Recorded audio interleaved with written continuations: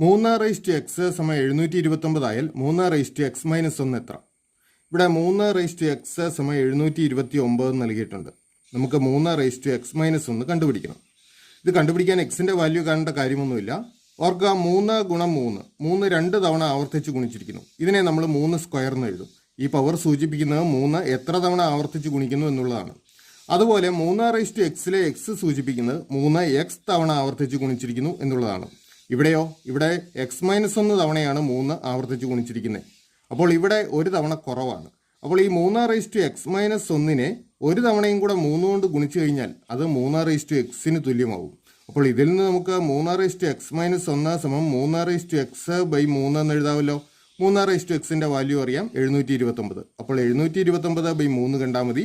ഹരിച്ചു കഴിയുമ്പോൾ നമുക്ക് 243 എന്ന് കിട്ടും. അപ്പോൾ നമുക്ക് വേണ്ട ഉത്തരം 243. ശരി ഉത്തരം ഓപ്ഷൻ എ.